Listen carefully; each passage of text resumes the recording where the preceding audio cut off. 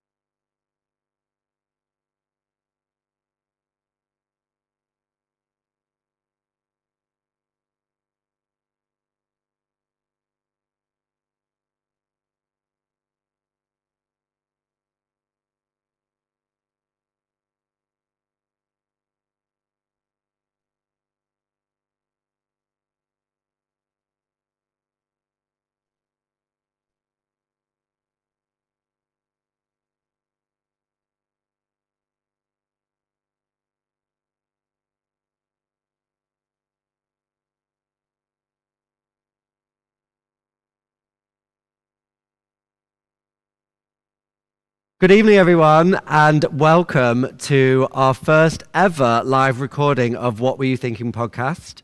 I'm Henry Holland, if you didn't know that already, and this is the wonderful Daniel Fletcher, who's going to be my guest for this week's episode.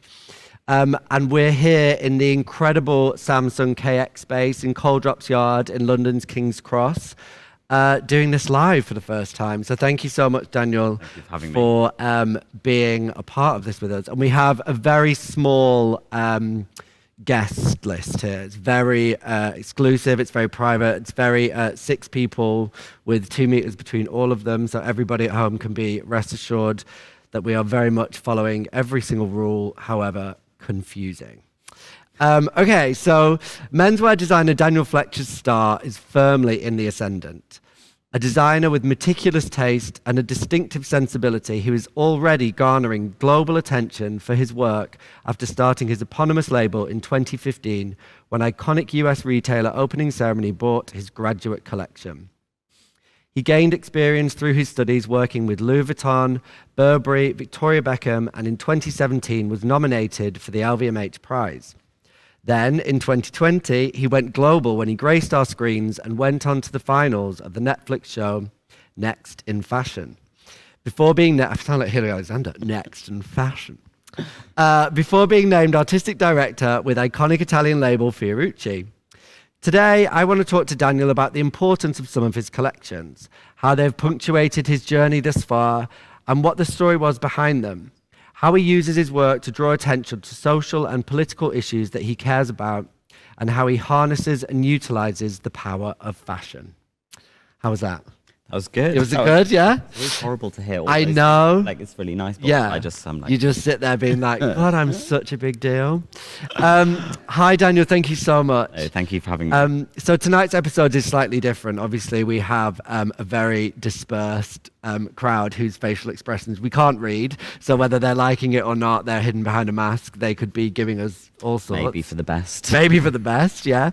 But also, I want to talk to you more for tonight's episode about your collections that you create. So through a lot of the episodes that we've been through so far in the series, we've been speaking to pop stars and models and talking to them about the clothes that they wear and how they use fashion as a form of expression in that sense. And I think given the setting that we're in tonight amongst all of these amazing class of 2020 fashion graduates, we should really talk about your collections and the way that you use fashion as a way of expressing yourself through your work. So slightly different. So tell me, what were your earliest memories of fashion? When did you first realize that you had a thing for it? I think I actually came to fashion quite late with deciding to pursue it as a career.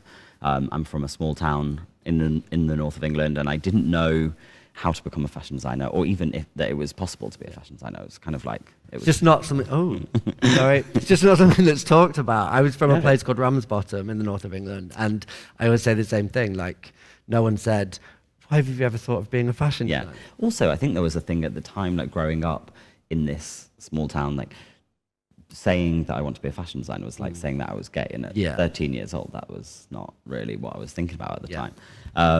Trying to do everything to deflect from that. But I was always interested in it. I was always the kid matching my socks with my t-shirts and drawing pictures of dresses for my mum and stuff. So the signs were there. The signs were there. Yeah. But then it wasn't until I moved to London, I studied art foundation at Kingston, and I specialised in fashion there, and then I went on to St Martin's to study menswear. So it was when you started studying that you really realised that it was an option, or? Yeah, it was basically like I got down to London and I was like, oh yeah, I want to be a fashion designer. What am I doing? Yeah, let's go for this. I did almost the exact same thing. I came to study journalism, and in my halls it was all these like University of the Arts students, so CSM students, Central St Martin students, and London College of Fashion students in my kitchen that I was sharing a kitchen with, and they were like, Henry, how do you iron on these iron-on patches? And I was like, are you joking?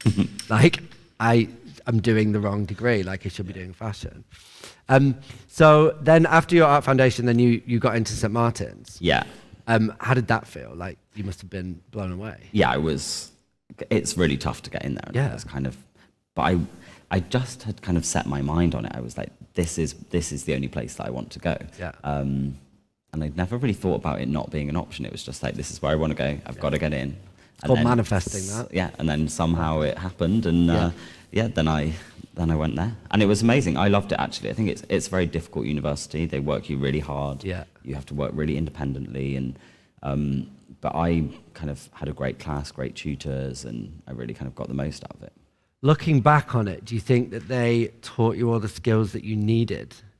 I think they prepared me to go into the industry, because the industry is tough, and it's a tough school, and kind of so I was ready when I came out. You don't learn everything there. Like, they don't teach you how to do a range plan or your taxes or anything like that. But actually, what they do teach you is just be creative. Yes, and that is being creative with taxes is very useful. it's the only time where you don't have any pressures of commerciality or a boss or anything. You're literally just creating. So I would say to any students out there, actually use that time to just be as creative as possible, because you don't get it again. And did you enjoy the whole process? Because I know that you kind of, well, I read that you ended up in hospital with like stress-related illness just before your graduation or your graduate show. We did the internal show, I handed in the collection, and I just like literally worked myself into the ground. I was an absolute mess, and then somehow got some kind of infection or something that was, I think, stress-related. And then I handed in the collection, and the next day I just went to the hospital, and I was like, I think I need to go to the hospital. And they were like, you need to stay, and they kept me there for a week on a drip with some steroids, and then I was like, you've got to discharge me, the press show's tomorrow. And then I had the collection at home, and I styled it all the night before, and then went into uni the next day and did the show. Because that's dedication, straight from A&E to like the press show of your show. So to all the students who are complaining about how hard... I wouldn't recommend doing that. It's probably not the best route to go. So your first collection is the first one that I want to talk about tonight. So we're going to talk about 3 collections. And the first one, I've got a couple of images here. And so it was called Peckham Pony Club. And it was a bit of a commentary on the gentrification of Peckham, which is where you were living at the time. And there's lots of humor in your work, lots of kind of, like for me, what I recognize as North England sort of humor and sensibility. It's very self-effacing, and it's very warm and approachable, but in a really like approachable way, I suppose. So tell me a bit about this collection. Like, you were living in Peckham, so it was very much about a personal kind of thing you wanted to talk about that you'd... Yeah, I mean, living there, I could see this social change that was happening, and actually it's something that's been happening for years and years in all different areas and countries. And I wrote my dissertation about it, and it kind of then led into the collection, which was, for me, I could see this kind of mix of like these, like it was basically like people come from the pony club, and then people who were like living in the city, and like this mix that you got, I found really interesting. But also it was like a serious issue as well, like people were being displaced from their homes, and like couldn't afford to live in the area anymore. So I wanted to comment on that, but not in like a super, like, I wanted it to also be like a positive thing as well. Like, let's comment on it and hopefully make some change, but also not like ram it down people's throat, which is always, if I'm commenting on something with a collection, I don't want to like be preachy about it. Yeah, you want people to kind of get the message and want to buy into it, I suppose. And have you always been political? Because it's a theme that runs throughout your work. You tend to kind of utilize your collections to bring attention to issues that you really want to draw attention to. I never kind of made a conscious choice to do it, but it's just kind of, if something's happening around me, I feel passionate about it, and then somehow it ends up in my work, and then I use that platform to talk about these things. But I think it's important, if you've got a platform and people are listening to you, and also as a creative outlet as well, it's important to use that to do something positive. Yeah. And if that's talking about a political issue or a social issue, I think that's something that I will always do. Yeah. And then, do you, like, you often use your platform to discuss political issues. Do you ever wish, because I do, this is why I'm asking the question, I suppose, but do you ever wish that you were alive at sort of more revolutionary periods of fashion history? So like, you know, if we were around the kind of era of punk, where there was this real kind of crossover between fashion and music, and it felt like people were really making a change from being like really quite anti-establishment. Whereas I often feel that so much has been done before us, for our generation, that it almost feels like there's kind of, like, it's harder to kind of cut through and really kind of make a noise on these kind of things. I know what you mean, but I feel like in 20 years, maybe we'll look back at this time and see this as a revolutionary time. Because actually I do think there's so much change happening right now. Yeah. So many brands are kind of changing the way that they're stepping away from the traditional schedule and the system and the fashion calendar to do something that is right for them. Like, I'm doing it. There's a lot of brands out there making those changes now. And so what changes have you made then? I mean, from a sustainability perspective, making smaller collections that are more consciously designed, where we're sourcing the fabrics from, how many samples we're making, using dead stock fabrics, all of these things that I can do to make a better impact on the planet than what brands have been doing in the past. Yeah. Otherwise, we won't have. What's the point? Yeah, there won't be any. And also, what's the point in churning out like 50,000 looks a year if you're only going to sell the T-shirts from the collection or something like that? It doesn't make sense. I think that's a kind of real misconception about the industry for people that aren't working within it. People go shocked when you explain that a fashion show is made up of maybe 80 looks for some of the bigger houses, and of those 80 looks, maybe 20 of the looks will contain something that ends up on the shop floor.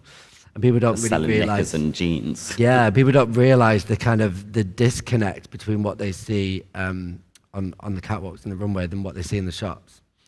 And do you believe in the power of fashion to change people's thoughts and opinions as much as it has the power to change people's view of themselves? So yeah, absolutely. I think you can. Fashion for me is a platform for expression, like art, like music, and I think in any creative field you can use that to do something positive. And if that's kind of changing people's opinion on things, or even if it's not changing their opinion, just starting a conversation and encouraging people to talk about things, I think is a really positive thing. And how do you harness that power in the way that you dress yourself? So like you said about being a 13-year-old kid, drawing your mum dresses back in the north of England. Like, when did you first kind of start to harness the power of fashion in that sense, in terms of your own personal expression? I feel like you're going to like pull up small MySpace. No, oh my God, MySpace. I have a folder in my Facebook it's just called R.I.P. MySpace, of all my MySpace pictures. When I was a teenager, I was always like, there was the new rave phase, there was the emo phase, I never did the emo phase. Jackets and my red skinny jeans and all of this. I was too into fake tan and eyeliner to do emo phase. Although eyeliner, I probably could have done that quite well. I feel like if you just brought this quiff down and cut half an eye. There's a reason why I haven't changed my hair in 16 years. The higher the hair, the smaller the nose. I had some very big hair when I was a teenager. You had some very big hair? It was huge, yeah. A lot of hair. I used to carry a tin of hairspray around in my bag. I thought you were going to say you used to carry a bag of hair. No. That would have been incredible. Hairspray. Just to carry a few weaves around in my bag. Okay, so moving on to the second. Actually, on that note, I'm really boring now. I would just wear a pair of black jeans and a navy blue jumper every day. Are you like Steve Jobs? But I think it's because I'm designing and working in clothes all the time. When it comes to dressing myself, I'm like. Do you think that working in the industry and creating and designing collections and then working on marketing them and working on selling them, do you think there's any part of your soul that just is a bit done with certain parts of it and you just need a break? So that like gets to the point where you dressing yourself in the morning, just you don't want that to be part of your creative decisions, and it's a bit like just same thing. Yeah, definitely. But I still enjoy dressing up. Like if I'm going out or doing something, then I quite like to put a nice outfit on. But then if it's just like going to the studio on a weekday, I'm like, give me a jumper, give me a pair of jeans, that kind of guy. I definitely have different days. Like some days, if I want loads of attention, most, I can dress like a complete clown. But then other days, like if I'm hungover and I don't want anyone to even acknowledge my existence, then I'll just wear kind of basically just all black, which is kind of weird for me, I suppose. Okay, so the second collection that I want to talk about tonight with you is your Stay collection. And I want to talk about this collection for a couple of different reasons. So again, this was your commentary on the Brexit situation, and I think the name of the collection kind of tells us where you are, where you stand on that. So why did you choose such a strong message when you were presenting this collection?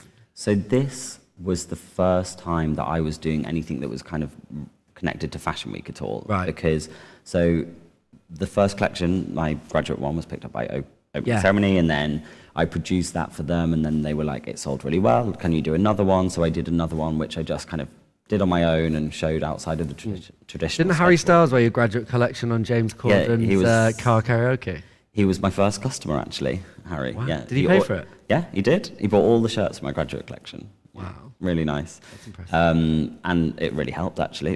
Yeah, that really helped kick things off. So I did another one for them. Yeah. And then this one, I was working for Vuitton at the same time as well. So I was going back and forth between London and Paris 3 days a week. Okay. To do that, which was kind of helping me pay for the label and also helping me understand how to run a business. But put you right on the borders of what was going on. Yeah.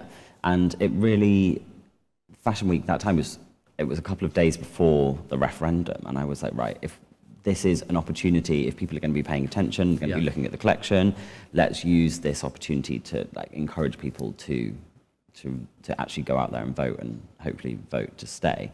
Unfortunately, that wasn't the case. Unfortunately, we didn't. But it was really about. It did feel like that referendum did feel like the first time the industry as a whole really got behind and was very quite vocal and outspoken about their really strong feelings about how damaging and detrimental like a leave vote would be for the industry and for the country, I think. Like for me, it was so important to talk about that because without being part of the European Union and being able to go and work in Paris and do my internship year there, like receive funding from Erasmus, and also like the other way as well, like European students coming in to intern for my company in the UK. My class at St. Martin's was full of international students from all over the world, and I think post-Brexit, that might not be the case. We don't know what the situation is going to be if they can come. Like, I think it's really sad. How it will impact you growing your business. Definitely. I mean, even from like a supplier perspective, like we don't know what the tax laws are going to be, like how much it's going to be to import fabrics from Europe and that sort of thing. And I think that they're all factors to consider, but also from just like a person, like a human perspective as well. Just like, why do we want to be separate? Like, why do we want to like tear ourselves apart from that? That's exactly my thing. It's like, why would you want to turn your back on something rather than go towards it? And I think there's so many layers from a business perspective and, you know, all of those other things you just talked about, but just the general essence of the concept of just being like, no, we don't want to be a part of you anymore. I struggle with. So, well, with this collection, we, instead of doing a show or anything, or like a presentation, we went and, we stood outside the Fashion Week venue. I just got my friends, and that's my sister. You have some good-looking friends. I thought they were all cast models. No, they're just people who are all around my age and wanted to kind of get that message out there as well. And we went and stood outside the Fashion Week venue and had our little protest. And it got great press. Like it was in the New York Times the next day. And for me, it was all about getting young people to go out and vote and engaging them in the discussion, because I think it was the whole campaign for Brexit was marketed towards a different generation, and actually we're the people that it's going to affect the most. So I really just kind of wanted to get that message out there. But I think the way you chose to present it, like this protest, really kind of tied it all together, because I think so many people put these messages into their work that season. It was kind of a common theme. It was definitely something that was in danger of being sort of a trend, which I always worry about being a kind of byproduct of talking about political issues within fashion. But I think just by choosing to showcase it in this way, it made it all kind of come together and make a lot more sense. I wish more people were doing this. Didn't work though, did it? Well, yeah. Well, you tried. Yeah. You tried. But do you think, but this is kind of, you know, an example that you were at the forefront of changing the way that you showcase your collections, and you weren't just, you know, doing shows. Like, you've done shows, you've not done shows, you've done presentations, you've done shoots, you've done digital presentations. Like every season has been different, actually, which I like. I think it's important to mix it up, because actually a fashion show doesn't necessarily work for every brand, and definitely not every season. It's completely unnecessary. So shaking it up and just doing what is right for you at that time is really important. I think it's really brave as well. I spoke about this recently, but because I started doing fashion shows really early on in my career, and then I felt almost stuck doing them. I felt like I had to do them, otherwise people would think that I was failing. And you know, you had to keep going bigger and keep going better and keep going, you know, more guests, bigger venues. This whole kind of, you get caught in this cycle. And I think it's really brave that you've done shows and then you've gone back to doing digital presentations and you've really mixed it up. I think that's I think hopefully that's the future. I think with, you know, what we're seeing this week at London Fashion Week is being a real complete change in terms of the way people are being able to, because of the laws, to present their collections. But do you hope that it brings about a kind of a long-term change and it kind of really makes people question the system a little bit more? I really hope so. I imagine if once we are in a post-COVID world, we just go back to everyone doing fashion shows. It's all like, and every season, and like editors traveling for 3 months, like getting planes all over the place. It's so bad for the planet, and just kind of, it's too much to consume as well. Like, just take it all in. I hope that brands kind of use this as an opportunity to really assess what is important and what is right for their brands. So, but also the editors and also the publications will question their practices and how they're affecting the whole system, I suppose. Absolutely. Fingers crossed. So moving on to the collection number 3. So the third collection we're going to talk about tonight, you called Start Me Up. I love this one. This one, it kind of ties in with talking about the show that you did on Netflix, because you created this, or you created some of this. Yeah, so this collection came from, like, the starting point was the Netflix collection, and then it kind of fed into this one. Yeah. So this is very different making it in your own studio versus making it there in 2 days. I can imagine. I can imagine. We'll get onto that. But so tell me a bit about this collection. Where, obviously you had 3 days to come up with this and make it and show it in what we saw on TV. But was that real, or was that? Yeah, I mean, we had sewers helping us, which they told you that on the show. Yeah. But it really was fast. It was like we would get picked up from the hotel at like 5 a.m, and then we'd be filming till like 11 at night, and it was really like throw it all together and just sew it and just get it on a model, because it was so intense. It was like that's like the week before Fashion Week in a normal studio. It was like being back on foundation or something though, where all the rules were out the window. Like it was like there was no patterns. You were just like sewing it together. It was mad, but actually so good for me, because I've spent the last 4 years like working on the business, and kind of so much of my time now is taken up with like line plans and invoicing and all of this kind of stuff. And actually, I was back on a sewing machine, draping, cutting patterns. Like it was amazing, and it kind of re-energized me actually. And then when I came back, I was like, there were parts of that collection that I felt were really relevant to kind of what I was doing with the brand, and I was like, okay, let's take that as a starting point and build around it. So when you get to a starting point for a collection, is it something that you have to kind of sit down and go like, okay, this collection we need to start, doing research and thinking about what our starting point's going to be, or do you have almost like a queue of ideas, of like creative ideas that you just need the output? Yeah, there's like a queue. There's a queue. Yeah. Notes listed all over the place, notebooks, phones, whatever. And I don't always know. I'm not a person who has like a really specific image of what that collection is going to be when I start it. It kind of like evolves and grows, and so I will do a few looks, and then we'll do a fitting, and then we'll do a few more, and then kind of it doesn't really.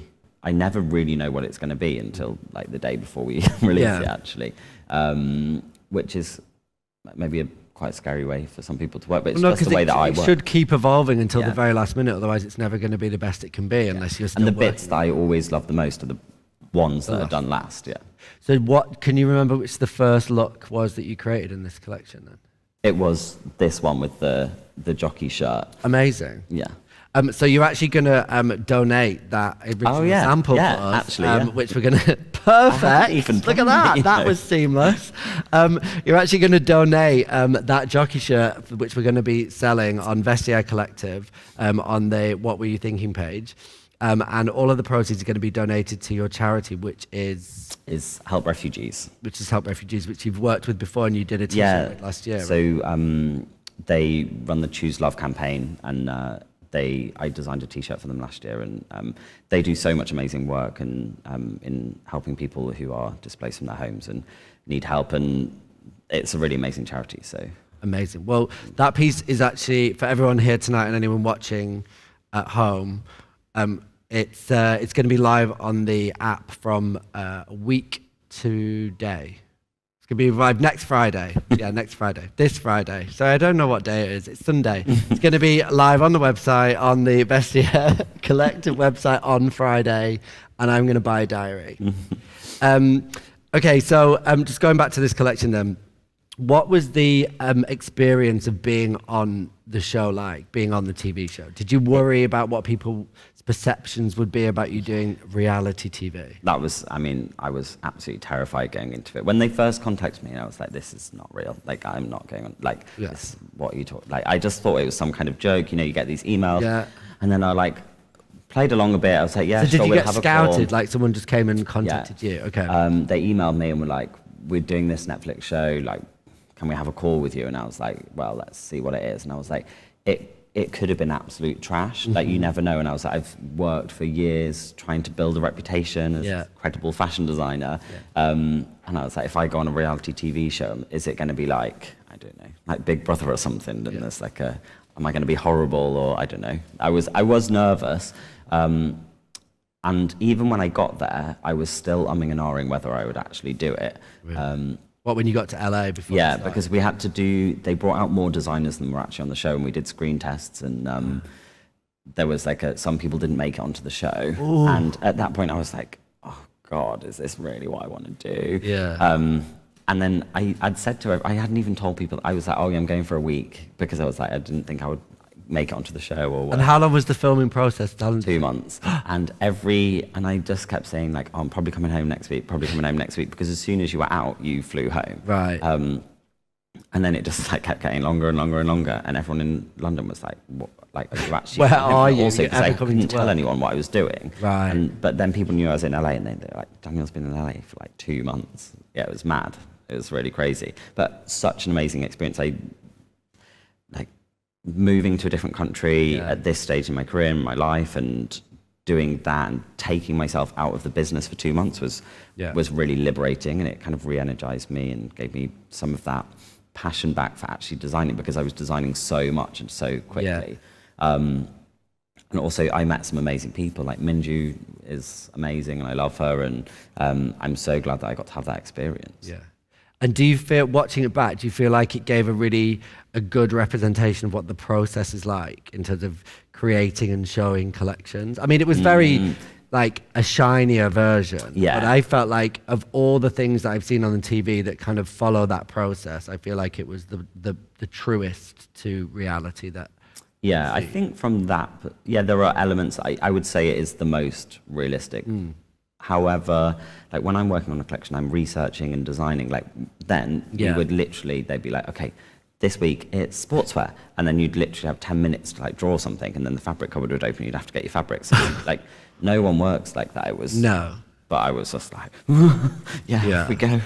Did it help your creativity, or it just?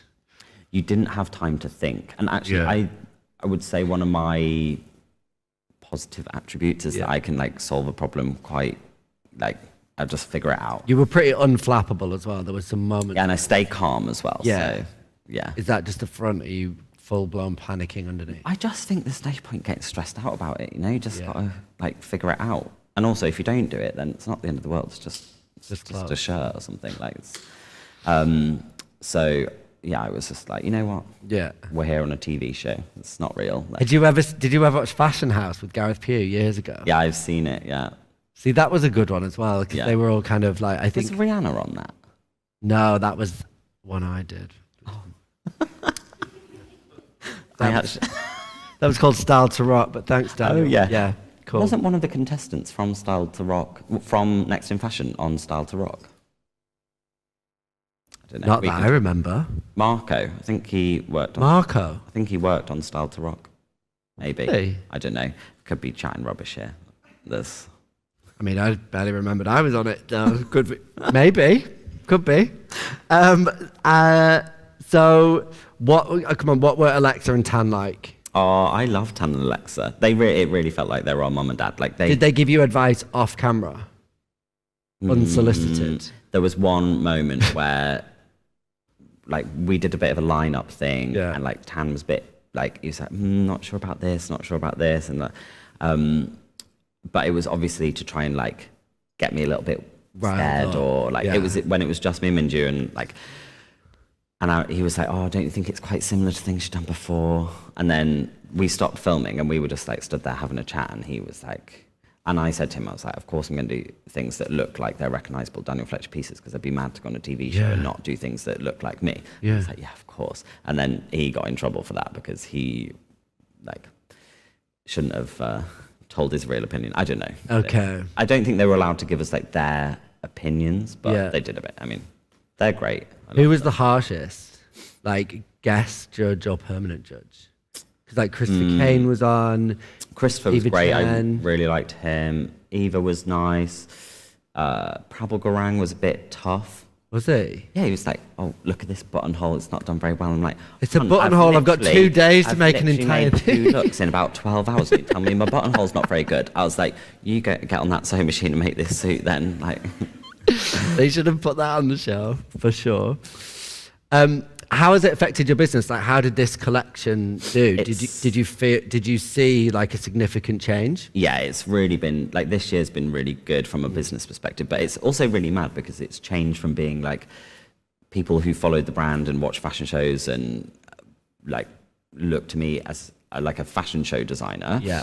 To actually people who just like the brand now and are happy to buy like a t-shirt and hoodie, like which is a product that we never really did before. Yeah. But that's the golden egg. Yeah. You can just whack your name on it. Everyone wears a t-shirt, so it's good. Even you. So it's funny to have like there's some like fans now, which is something that I was never really expecting. How frequent is the selfies in Burger King? Well, before lockdown, it was really crazy. Like because the show just came out in February, and then I was like going to the office and stuff, and like people would like stop me on the street, and then COVID happened, and then it was like everyone's got a mask on and no one goes near each other. So then someone the other day like was like, "Can you have a picture with my daughter?" And I was like, "COVID." If you stay 2 meters away, thank you very much. I was like nice about it, but I was like, "Oh, like we shouldn't go too close." Yeah, stand back. But that's good though that it's had a positive. Yeah, it really has. Social and stuff like has really like increased. Yeah, definitely. And also, what's been nice is I was worried that the fashion industry, journalists and stuff would like turn their nose up at it a bit and be like, "Oh, he's done a reality TV show now." But actually, everyone loved the show. I think because I think they did the show really well. It wasn't catty or about like. It wasn't too much about people's personalities. It was really like. But also, I think the industry is much more open now, like than it was even 5-10 years ago. People are much more open to kind of the high-low thing. You know, like they're just as happy to go to a Kanye Yeezy show and sit next to Kim Kardashian, who's the biggest reality TV star, as they are sit at front row at a Chanel show. You know. Yeah. And I think there's kind of those boundaries have kind of been broken down now. So I think as long as you come across well and your work is showcased in the right way, I think it's fine. And then you just literally released your first ever pre-collection on Friday 2 days ago for Fashion Week. And how did that go? It went really well. So I've kind of moved away from doing these like for now especially. It doesn't make sense to do like a huge collection. So I did this one in June and released it. So when this one came out, you could buy it straight away. So we released the lookbook and then it went onto the website the next day. Yeah. And then I did the same. That with the Start Me Up one behind us. Yeah. And then I did the same for Fashion Week this time as well. But it's 24 pieces and they are pieces that you can buy right now. And the intention was that they are right for now. I'm not designing a huge collection of like loads of things that like samples that are never going to leave the studio. We used offcuts, we used waste fabrics, things that we had available, worked with local seamstresses and like British manufacturers. So it's just a capsule of 24 pieces that are much more conscious and considered, and it's just for now. Actually. And is your business now much more focused to like selling direct rather than selling through stores? Yeah, honestly, wholesale is really difficult for any brand. And especially when you're a young brand and small and independent, it's the wholesale accounts hold all the power, the stores, and they don't pay you for weeks and you've got to produce it. And actually, this allows me to connect so much more with my customer and understand what they're buying and how they're wearing it. And kind of goes back to that old school notion of like being a shopkeeper and being on the shop floor and kind of seeing who's buying your stuff and then getting their feedback. I think when you're working direct, it's much more useful, I think, rather than hearing what a store wants because they're not necessarily because they will look at a collection and actually it's that the buyer's taste that dictates what people see. So they'll look at a collection and they're like, okay, well, our store sells sweatshirts really well and joggers and tracksuit pants. And I'm like, well, that's not really representative of my brand. We have some of those things in the collection, but if they do an order which is like not the doesn't tell the full story. It's a bit of a shame, really. So this way, at least, I still sell to stores. And it is very much part of the business, but selling direct is kind of the focus now. Yeah, good. Okay, so final question then. If you were to give yourself some advice, if you were in the 6 seats that we have here in the audience, and you just graduated and you were just about to go out into the world, what would be the one piece of advice that you wish someone had given you at that time? I would say work hard, don't take it too seriously, and just enjoy it, actually. Because if you don't take it too seriously and you do enjoy it, but you still work hard, then you can have fun, and you will. There's no point getting stressed out about things. So, I mean, there's a bit of a rambling. No, that's pretty much exactly how I would put it as well. Yeah, that's what I'd say. Okay, well, thank you so much for being on this episode of What Were You Thinking? And we're actually going to open up the floor to some questions from our huge crowd to see if anybody has any questions that they'd like to ask Daniel. So if anybody has a question, this is the first time we've ever done this, by the way. So for next week's episode, actually, if anybody has any questions, I'll tell you where to tweet shortly. Sorry. Hi. Has sustainability always been something from the beginning, or is it something you've picked up recently, like to change with the world? It's something that has been in my mind since the beginning. Like, we always produced in the UK and tried to maintain a low carbon footprint. But now I think more than ever, it's really in the forefront of everything that I do, like whether that be packaging or kind of where we're sourcing our fabrics from. It's so important now. And I think I wasn't as aware. Like, there were definitely things in the past that I look at now and I'm like, I can't believe I did that. That was so bad. But I was also just naive and just trying to start a brand without really knowing what I was doing. But now I'm like, if we don't make the changes now, then we won't have a planet or people to wear the clothes in the future. Like this, it's that serious. Happy Sunday, everyone. Do we have any other questions? I have one. Just because it's always quite nerve-wracking to ask questions, but I've been doing it all night. You, since the show, like you've dressed some really exciting people. Yeah. Like Tommy Dorfman for Drag Race. That was that was pretty epic. Who was your favourite that you've kind of? I used to get asked this all the time, and I never used to want to answer it. But I literally, my mind goes blank when people ask me who. I did a look for Troye Sivan for his tour. Yeah. That was really fab. Amazing. Like a stripy split hem trouser situation. Did you get to fit it and like meet him and do the whole thing? Or did you it worked with his stylist and sent it to LA, and they altered it there. Yeah. So yeah.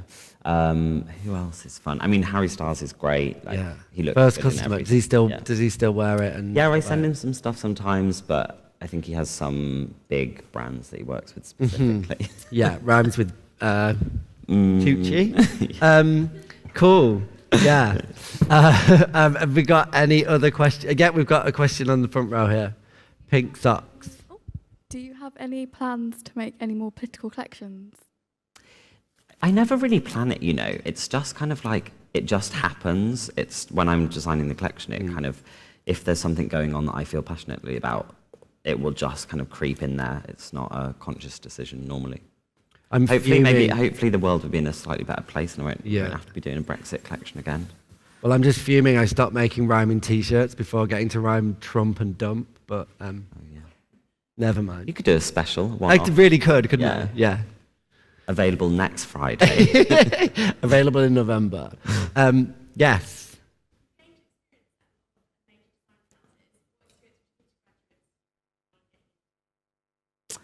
I would say that actually it's really important to go and intern and gain experience in houses, because especially if you start your own label, you can't do your own label unless you work for someone else. I think that's first. Well, unless you're a special case and extremely talented. But when applying for them, I got my first internship because I didn't really know how Fashion Week worked. Yeah. And I was just like, went on London Fashion Week, website and looked at the designers and was like, oh, James Long, that's nice. And then I was like, what's the contact details? Then just called up this number and this woman answered and it was the PR. And then I just chatted to her and I was like, do you need any interns? And then I noticed she had a northern accent and I was like, are you from the north? I'm from Chester. Like, I'm dead northern, eh? And she was like, come in and see us. And then, so then I got an internship at this PR agency and that was just to like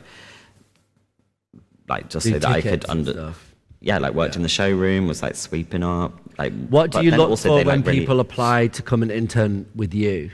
Because I always used to say mini eggs, and then people would send me lots of mini eggs.